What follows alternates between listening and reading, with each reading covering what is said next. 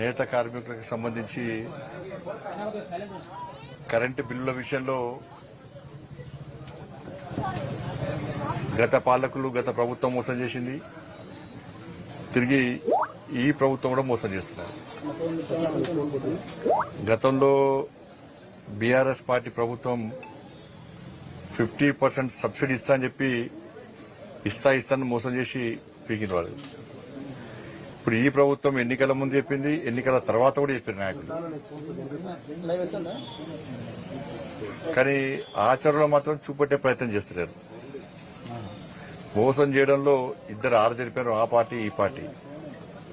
ఇప్పుడు అంతకుముందు 10 సాంక్షలుంటే మేము 50% సబ్సిడీ ఇస్తున్నారు.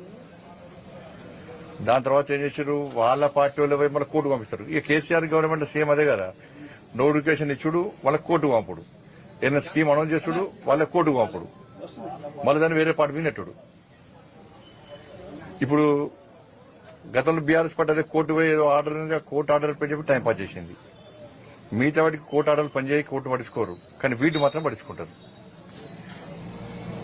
ఇస్తాను మోసం చేసేది ఈ ప్రభుత్వం వచ్చింది, వీళ్ళు అదే అయిపోయారు. మేమన్నా సూచన సలహాలు ఇస్తే మళ్ళా ఎదురుదాడి చేసుడు తప్ప సమస్యకు పరిష్కారం చేయాలని చెప్పి ఆలోచన లేదు.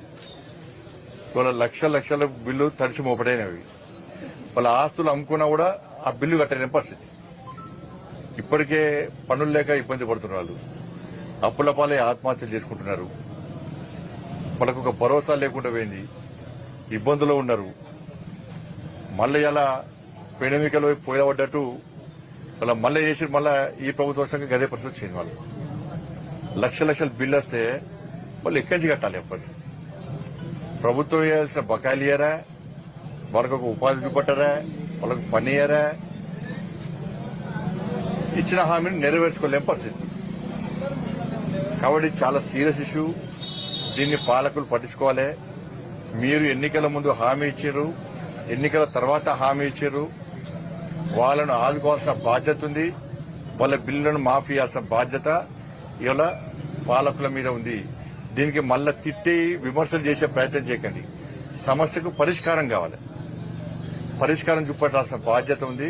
ఇప్పటికే నేత కార్మికులందరూ కూడా అసలు మొత్తం వాళ్ళ బతుకులే ఆగమైపోయినాయి. ఇప్పటికీ ఈ విషయంలో అవసరం వస్తే రాష్ట్ర ముఖ్యమంత్రి గారు కూడా లెక్క రాస్తున్నాయి. ఇప్పుడు నేత కార్మికులకు మీ ప్రభుత్వం కూడా హామీ ఇచ్చింది, ఉపాధి కల్పిస్తామని చెప్పి అది ఎప్పుడు ఎలక్షన్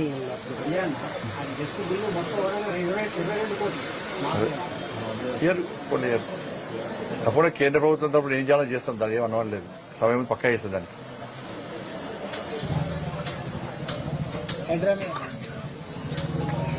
హైడ్రా ఇప్పుడు ఒకటి భారతీయ జనతా పార్టీ పాలసీ ఒకటే, చెరువులు కబ్జా చేసి, ప్రభుత్వ భూములు కబ్జా చేసి, కుంటలు కబ్జా చేసి, అక్రమంగా స్వార్థం కోసం నిర్మించుకునే దేన్నైనా కూడా వాటిని చర్యలు తీసుకోవాల్సిన బాధ్యత ప్రభుత్వాల మీద ఉంటుంది. దాన్ని ఎక్కడ వ్యతిరేకించే ప్రసక్తి లేదు. కానీ ఇప్పుడు కాంగ్రెస్ పార్టీ పరిస్థితి ఏంటంటే ఒక్క ఇన్కన్వెన్షన్ కూల్చేసి ఏదో సినిమా ఏంటంటే సినిమా న్యూస్లు చూపెట్టారు, సినిమా చూపెడతలేదు. ఇక అంతే సినిమా, గంతే వాళ్ళు ఉండదు. ఇక ఇప్పుడు మీ పాలసీ ఏంది, అసలు మీ పాలసీ ఏంది? దాని మీద వ్యతిరేకిస్తలేము, కానీ పెద్ద పెద్దోళ్ళకు కూల్చి ఏదో ఒకటి రెండు కూల్చి చిన్నోళ్ళను కూడా ఇబ్బంది పెడతా అంటే ఇది ఏ విధంగా సమంజసం? ఒకసారి ఆలోచించాల్సిన అవసరం ఉంది. ఇప్పుడు దీన్ని కూల్చడానికి వ్యతిరేకం కాదు, కానీ అక్కడ పేద ప్రజలు ఆదుకోవాల్సిన బాధ్యత మీ మీద ఉంది. పెద్దోడు ఎక్కడో సంపాదించుకుంటూ అక్రమంగా సంపాదించి తీసుకొచ్చాడో వెట్టి కబ్జా చేశారు. ఇప్పుడు చిన్నోళ్ళ పరిస్థితి ఏంటంటే డాక్యుమెంట్స్ చూసారు ఉన్నాయి, మున్సిపల్ గ్రామ పంచాయతీ పర్మిషన్ చూసారు ఉన్నది, ట్యాప్ కనెక్షన్ ఉందా ఉంది, కరెంట్ కనెక్షన్ ఉందా ఉంది, ఇంటి పన్ను వస్తుందా వస్తుంది, బ్యాంకులు లోన్ ఇస్తారా ఇచ్చారు. ఇంతకంటే ఏం చూడాలి? పేపర్ నోటిఫికేషన్ కూడా ఇచ్చారు కొన్ని ప్రాంతాలలో. ఇప్పుడు ఆ చిన్న పరిస్థితి ఏంది? వాళ్ళ విషయం ఆలోచించాలి. మీరు పెద్దోళ్ళని కొట్టి చిన్నోళ్ళకి పెట్టుర్రి, కానీ పెద్దోని చిన్నోని పెద్దోళ్ళను పేదోళ్ళను ఒకే రకంగా చూస్తే ప్రజలు ఆలోచించారు. మరి కట్టుకోవడం తప్పే, 100% తప్పే. కానీ తెలిసి కట్టుకున్నారా, తెలియక కట్టుకున్నారా? ఏమైంది జన్వాడ? ఏమైంది జన్వాడ ఫామ్ హౌస్ సంగతి ఏందో ముఖ్యమంత్రి గారు చెప్పాలి. నిన్నే జైలుకి పంపే, నువ్వు ఆర్టీఏ కింద మొత్తం తీసుకుంటువి, అక్రమ కట్టడం అంటివి, ఎఫ్టీఏలో ఉన్నదంటివి, అన్ని అంటివి. మరి ఏమే ఇప్పటికి? ఇప్పుడు ఆధారం దానికి ఎవరు ఆరోపణ చేసింది ఇవ్వలేదు. సాక్షాత్ రాష్ట్ర ముఖ్యమంత్రి గారు జన్వాడ ఫామ్ హౌస్ మీద ఆరోపణ చేసిండు. దాని మీద జైలుకి పోయిన పాపం. మరి జైలుకు పంపిన వ్యక్తి మీద కూడా గింత పౌరుషం రేవంత్ అని ఏమైందే? కట్టేస్తూ ఏంది రేవంత్ అని ఎవరన్నా? ఆ విషయం ఏమైంది మరి?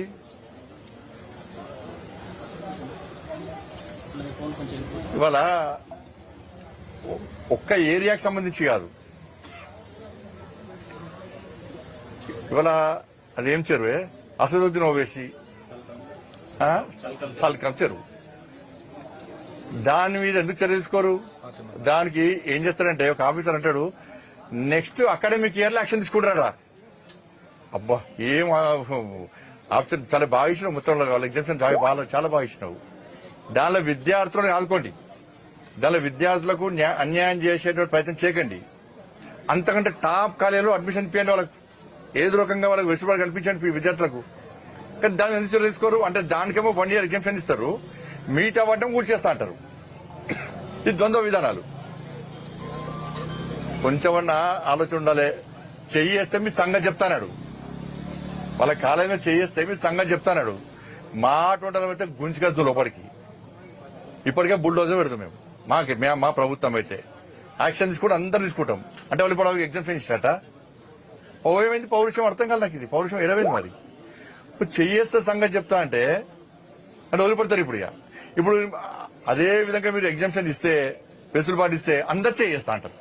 అందరు చేయేస్తే మీ సంగతి చూస్తామంటారు. అందరికి ఇస్తారా ఇప్పుడు? అంటే పాకిస్తాన్ లో అదేమన్నా బంగ్లాదేశ్ ఉంది. అది దానిలో విద్యార్థులకు న్యాయం చేయాలి. విద్యార్థులు అకాడమిక్ ఇయర్ వాళ్ళు నష్టపోవద్దు. కానీ భవనం సంగతి ఏంది? ఇతర కాలేజీలు నోటీస్ ఇచ్చిర్రు. మల్లారెడ్డి గారి కాలేజా, అనురాగ్ యూనివర్సిటీగా ఇచ్చారు. దానిలో మేము సంబంధించిన ఇవ్వాల్సిందే. కానీ దీనికి ఎందుకు ఇయ్యరు? దీనికి ఎందుకు ఇయ్యరు? సల్కం చెరువు విషయంలో టీవీలలో కథనాలు వచ్చినాయి, పేపర్లు వచ్చింది. ఆల్రెడీ మీరు ప్రభుత్వం కూడా ఒప్పుకున్నది. అంటే మిగతా కళాశాల చదివే విద్యార్థులు కాదు, వాళ్ళు మొత్తం నాశనం. కానీ దీనిలో చదువుకునే విద్యార్థులు మాత్రం మంచిగా ఉండాలి, వాళ్ళందరూ మంచిగా ఉండాలి. దీనిలో నష్టం కావాలని కోరుకుంటలేను నేను. భవనాల విషయంలో మాట్లాడుతున్నా. చెయ్యిస్తే మీ సంగతి చూస్తా అంటే ప్రభుత్వం వెనుకడు వేసింది అంటే ఈ ఇంతకంటే పిరికి ప్రభుత్వం, దమ్ము లేని, ధైర్యం లేని ప్రభుత్వం దేశంలో ఎక్కలేదు. రేపటి అందరు చేసి చూస్తా అంటారు. ఇప్పుడు ఏంటంటే ఈ హైడ్రా పేరుతోని 6 గ్యారెంటీలు మర్చిపోయారు కదా. ఇది సేమ్ కేసీఆర్ దగ్గర శిక్షణ పొందిన పార్టీ ఇది, నాయకులు కూడా.